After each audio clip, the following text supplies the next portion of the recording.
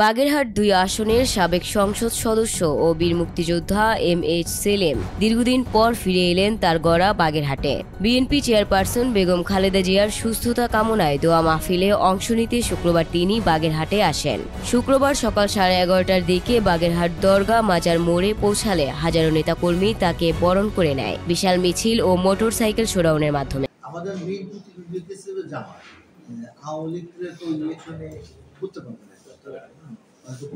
প্রচারে তাদের দল দিবি যারা মানুষ অত্যাচার করছে, খুন করছে বা মানুষ খুন করছে তারা তাদের বাদ দিয়ে নতুন দল গঠন হয়, তখন হয়তো তারা নির্বাচনে তাদের সুযোগ দেখতেছে। পরে তিনি ঐতিহাসিক ৭ গম্বুজ মসজিদে জুমার নামাজ আদায় করেন এবং বেগম খালেদা জিয়ার সুস্থতা কামনায় দোয়া মাহফিলে অংশ নেন। এরপর তার নিজ বাসভবনে স্থানীয় সামাজিক ব্যক্তিবর্গ এবং নেতাকর্মীদের সাথে মতবিনিময় করেন।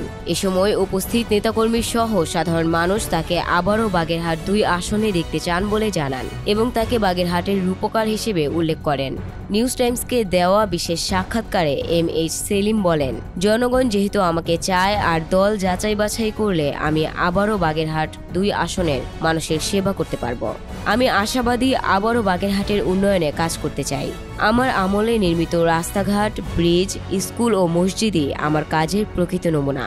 Desk report, news Times.